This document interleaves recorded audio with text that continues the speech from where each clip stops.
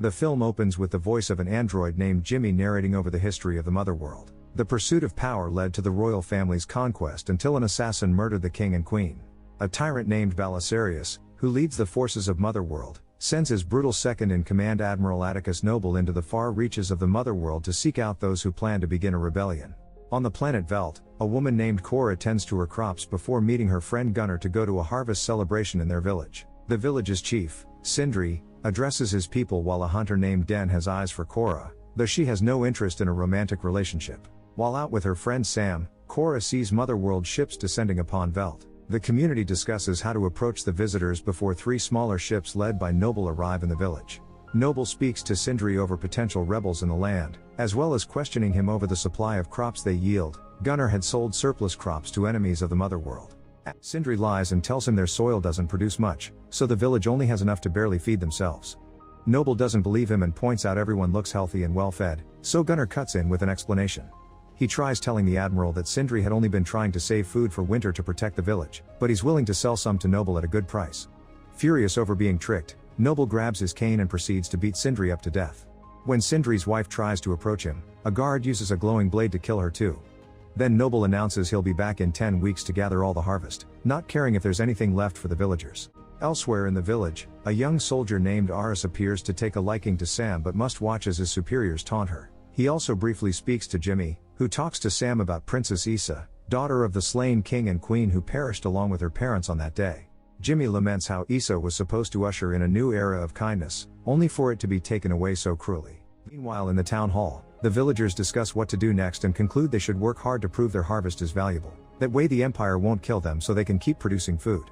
Frustrated because nobody will hear her warnings, Cora starts packing her things to leave. Hagen thinks Cora should team up with the rebels and protect the village, but Cora refuses, saying that they have no chance of winning so it would only be a massacre. In the evening, Marcus and 2 other soldiers kidnap Sam so that the whole squad can use her. Cora hears her screams, but she reminds herself not to get involved.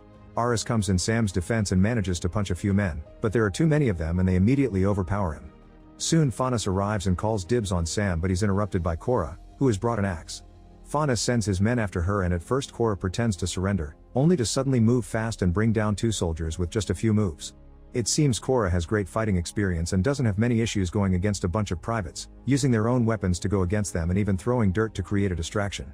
One by one, Cora defeats the soldiers with accurate shots or savage stabbing, and when a man almost shoots her, Aris kills the guy first. Then Marcus tries opening fire on her, but Cora quickly disarms him and jumps on him to shoot him straight in the head. Now Cora and Aris can team up to surround Faunus, but he's keeping Sam at gunpoint and they can't react. At that moment Jimmy shows up and Faunus orders him to kill the rebels, but as Jimmy picks up a gun, he looks at Sam and kills Faunus instead. Afterward Jimmy runs away and the townspeople arrive just in time to see Cora kill a soldier that was still alive. She announces she will help them fight, but first she'll have to gather more soldiers. In the past, Gunnar sold some of their harvest to the rebels, so he'll take her to the city to meet his contact. Before they leave, Hagen gives Cora the special gun he had found on her ship.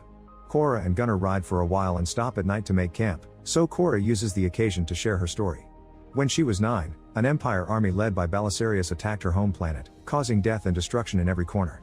Her people had tried to fight, but this only made Belisarius get more violent. One evening, Cora managed to steal a gun only to be found by Belisarius, who came up close to taunt her. Cora was too young and couldn't bring herself to kill a person, so Belisarius killed her family and kidnapped her to take her under his wing. In the next few years, Cora was trained in Motherworld culture and became part of their army. The higher-ups encouraged their soldiers to find a lover so they would have something extra to fight for, and Cora lost hers during the war. Devastated, Cora fought so hard for revenge that at 18 she already became commander. All those years, Cora was just another pawn of their brainwashing, and she destroyed thousands of towns in the name of the same people that killed her family. The next day, Cora and Gunnar make it to the city and are upset to discover that bounty hunters have captured Gunnar's contact. Gunnar has no other way to get to the rebels, so Cora concludes they'll have to find the legendary General Titus first and then look for the rebels. Then the duo enters a tavern, where a disgusting alien thinks Gunnar is Cora's slave and tries to buy him, crossing the line into getting too handsy. Cora tries to tell him to leave and the guy gets aggressive, so she immediately overpowers him and throws him against a table. The alien quickly runs away. When the two mention General Titus, a nearby man named Kai begins to pay attention. Suddenly Cora announces that she's looking for Titus, hoping anyone may have information. A small alien uses a human body to speak and informs Cora that Titus is fighting in the Colosseum on a planet called Pollux. This means they'll need a ship to fly there. At that moment the disgusting alien comes back with 3 bodyguards seeking revenge. A gunfight immediately starts and the people in the tavern run to hide while Korra exchanges shots with the bodyguards, running around to kill them one by one. Gunnar tries to fight the alien but his punches don't do much. Thankfully Korra knocks the alien down before he can kill Gunnar. Then she turns around to kill the last bodyguard and the alien tries to attack her from behind, but Kai cuts in and shoots him first. Afterward Kai empties the dead guy's pocket and offers his ship to take the duo to Pollux, accepting the little money they have to offer. When they take off, Kai tells them he knows of a warrior who may help them, so they agree to stop at a different planet first. Gunnar never left his world before and is amazed to see the ship flying through space. Meanwhile in the Empire's main ship, Noble is having a smoke by connecting the pipe directly to his body. A soldier comes to inform him that the bounty hunters have captured an informant, so Noble orders him to bring the guy to him and then goes back to his tentacle lover. He guides them to a ranch on another planet to find a man called Tarek, who is being kept prisoner by the rancher, Hickman, due a debt Tarek owes him. Tarek fought against the Empire too, but he was captured and made a slave. He would love to fight again, but he owes Hickman a lot of money for his freedom. At that moment Hickman offers a bet. If Tarek can tame a beast known as Benes then he's allowed to leave. If he can't then Korra and the guys must become his slaves too. They accept the bet and Tarek approaches the Benes, who violently shakes its body trying to get the chains off. Tarek kneels to show he means no harm and speaks in his first language, telling the Benes they're alike because they both were taken away from their homes to be put in chains. With friendly words, he manages to bond with the Benes and after sharing a gentle touch, Tarek frees the beast from its chains to then ride it. They go on a flight together but the Benes is having trouble getting used to having a rider, so it almost crashes against some rocks a couple of times. At one point Tarek falls off on the edge of a cliff, but he recovers quickly and makes a big jump to land on top of the Benes again. Now they're able to fly more smoothly and soon they return to the ranch with no issues. Tarek is allowed to leave with the group and a smug Hickman tries to ride the Benes too, but the creature throws him off and kills him with its claws. Kai then leads Korra to a cobalt mining planet where they meet a swordsman called Nemesis. Kai informs her of the job just before she meets a humanoid spider creature called Harada, who is keeping a small girl captive before preparing to kill her. Nemesis tries to reason with her, explaining she lost her kids to the Empire too, but Harmada refuses to listen and tries to attack. Using her swords, Nemesis dodges or blocks all of Harmada's legs and even cuts one to make her drop the kid. While Gunnar rescues the girl, Harmada manages to knock down Nemesis to then stab her arm. However Nemes has mechanical gauntlets so she can still move and cut off another leg. Harmada knocks her down again then tries to kill Gunnar and the child, but Nemesis stabs her rear before using her gauntlets to light her blades on fire. As she slides down the floor, Nemesis strikes Harmada's spider body then stabs her humanoid torso with both swords at the same time. Afterward Nemesis joins the group and they take off again. Gunnar and Korra share another moment and she decides to tell her a bit more about herself. Since she was Belisarius' adoptive daughter, she lived a privileged life and soon became part of the royal guard. She was in charge of protecting the princess, who had the unique power of bringing beings back to life. To this day, Korra still feels guilty for not being able to save her the day of the attack. The crew goes to a moon that holds a gladiator arena where Titus is. Once an Imperium general, he now lives disgraced on the streets and works as a prize fighter after his previous failure in battle. While Titus remains ashamed of his past, Korra convinces him to fight back so he can get his revenge. The crew then goes to the planet Sharan, where they meet King Levitica so that they can meet the Bloodaxe siblings, Darian and Devra. The Bloodaxe siblings arrive with their rebel army and Korra tells them about their fight, admitting that the chances of winning are low but also pointing out that her people have always fed them, so the least they can do is defend them. A few rebels gladly agree to go with him. Afterward the group leaves with their new allies, and Kai says he's been so inspired by them that he wants to help them fight. However he still has some boxes to deliver, so Korra agrees to stop one last time before going home. Shortly after the group leaves, Noble and his men find Levitica and destroy his kingdom. Levitica refuses to cooperate, so Noble kills him with his cane. Then while the army finishes blowing up the area, Noble gets a message telling him where to find the rebels. A few hours later, the team arrives at Gondoval and helps Kai unload the cargo on a bridge.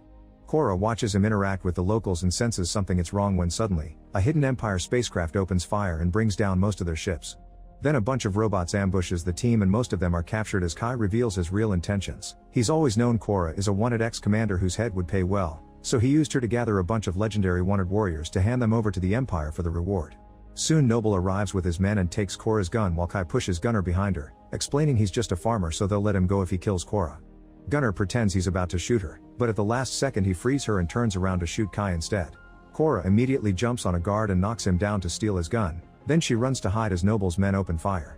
She tries her best to fire back and blows up a box that causes a huge explosion, pushing all her enemies away. Gunnar uses the chance to free all the other warriors and soon Nemesis is slashing people with her blades. Darien pushes a soldier off the bridge and orders his men to gather the few ships that manage to survive the attack. As the battle goes all out, Tarka, Titus, and Gunnar manage to grab some guns and offer cover for Nemesis as she continues to stab her way through. At that moment, Noble orders his hidden spacecraft to come out, and it immediately opens fire on the rebel ships. Desperate to save his men, Darien grabs a metal bar and uses it to beat up soldiers as he makes his way up the bridge to then jump on the enemy ship. Unfortunately, he fails to stab the pilot, who dodges the bar and shoots at Darien. However, Darien tries again and this time manages to kill the enemy to stop the attack, but he also dies in the process. His body drops on the controls, causing the ship to slowly start falling toward the bridge. Furious, Cora leaves her hiding spot and runs through the bridge, shooting random soldiers as she makes her way toward Noble. At that moment the ship falls and destroys most of the bridge, but Noble manages to save himself by landing on a floating platform. Suddenly Cora appears behind him and a hand-to-hand fight begins with both Cora and Noble throwing punches without mercy. After exchanging a good amount of hits, Noble punches Cora off the platform, and she manages to hold onto some rope at the last second. When Noble disconnects the rope, Cora holds on with her hand then uses the rope as a whip to make Noble fall before climbing back up. The fight continues and Cora uses the rope to block Noble's cane, finally breaking and using a small piece to stab him in his leg. Noble tries to keep on fighting but he's weak now, so Cora breaks his arm and uses the cane to stab him in the chest before pushing him off the platform. Afterward, Tarek uses more rope to pull the platform over to the bridge and rescue Cora. The rest of the team has survived and they leave together to return to Velt, where they get ready to defend the farming community in the future. Nearby, Jimmy watches them while wearing a curious crown. Meanwhile, the enemy troops retrieve Noble's body but instead of healing him, they open his body to connect him to the Neuralink, revealing that he's a cyborg. As water surrounds his body, Noble's mind appears in front of Belisarius, who scolds Noble for his failure as he keeps hitting the ice under them with his cane. Belisarius orders Noble to capture Cora alive so he can kill her himself, then he finishes breaking the ice to send Noble's consciousness back to his body. The doctors don't sense any kind of brain activity, so they have to give him an extra strong shot to revive him, making him scream awake. Make sure to subscribe and turn on notifications so you can watch more videos like this. Thanks for watching.